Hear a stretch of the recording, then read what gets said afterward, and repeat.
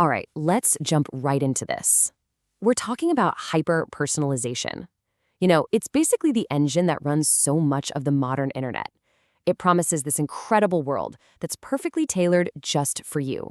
But as we're going to see, it comes with some pretty serious strings attached.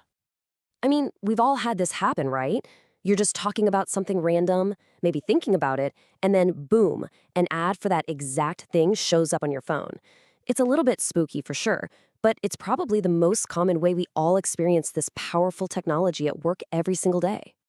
So what are we actually talking about here? Well, it's not just basic personalization, like an email with your name on it. No, hyper-personalization is about understanding you right now, in this very moment. It uses a ton of real-time data and some pretty smart AI to figure out what you want, treating your preferences like they're always changing, because, well, they are.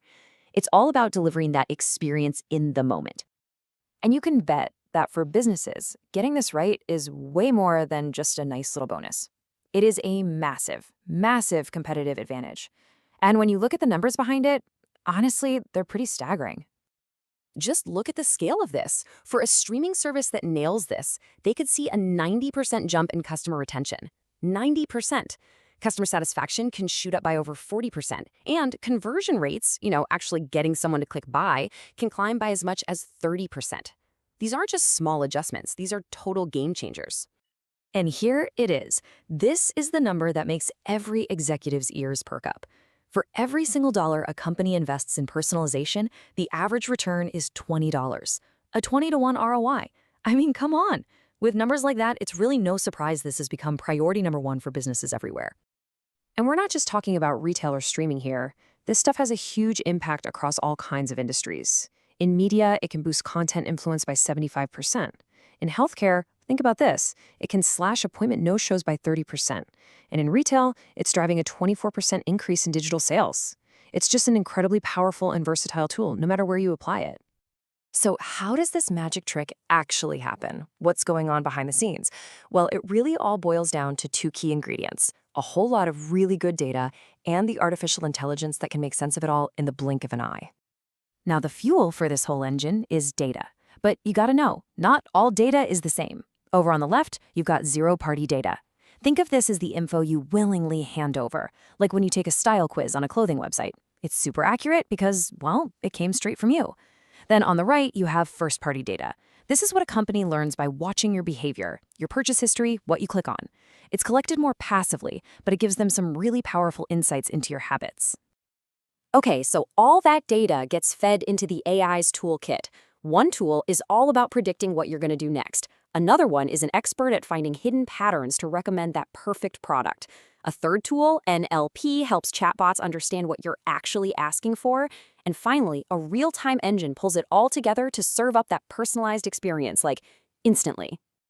So we've got these incredible results, this amazing technology. It really does sound like a perfect system. But, just like with any powerful tool, there is always a flip side. There's always a catch. And this is where we get to the peril. Beyond the really obvious privacy stuff that everyone talks about, there are some other, more subtle risks that can turn that perfect experience into something, well, really frustrating or even harmful. You see, getting this wrong can backfire big time.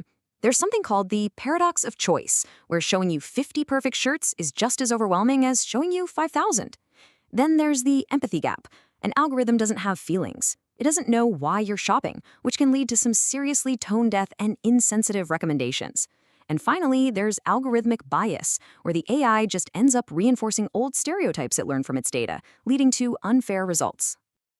This quote from a healthcare professional really just nails it. The AI is an incredible tool, but it's not a mind reader. It is completely, 100% dependent on the quality of the data we feed it. You know the old saying, garbage in, garbage out? It's never been more true. And all of this leads us to the central conflict, this tension that every single one of us feels as a consumer. It's what's known as the great privacy paradox. So on one hand, the data couldn't be clearer. A huge majority of us, a full 80%, say we're more likely to shop with a company that gives us a personalized experience. We want to feel seen, we want to feel understood.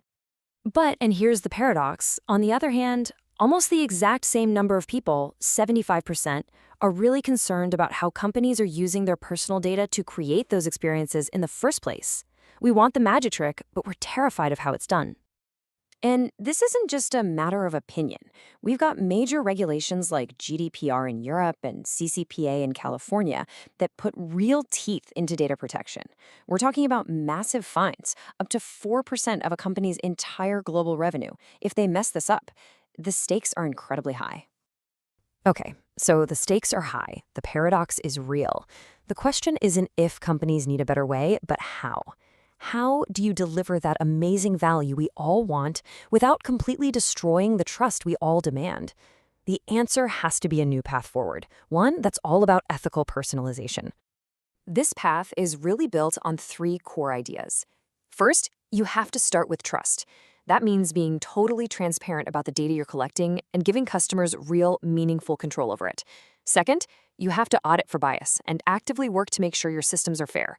And third, you have to embrace this idea of privacy by design, which really just means you build privacy into your systems from day one, not as some patch you add on later. And the cool thing is, technology itself is helping find solutions. We're seeing new methods pop up that allow for smart personalization while keeping user data much safer. As you can see, a lot of companies are already adopting techniques like on-device processing and federated learning. It shows a real, genuine push to find a better, more private way to do all this. And really, this is the main thing to remember. Thinking about ethics and privacy and compliance, it's not some annoying hurdle you have to clear. In the long run, it is the ultimate competitive advantage. Because at the end of the day, the companies that earn and keep our trust are the ones that are going to win. So, I'll leave you with this one thought to chew on.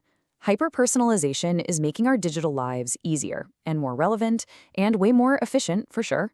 But the next time an ad or recommendation feels like it was made just for you, just take a second to ask yourself, what was the price of perfect?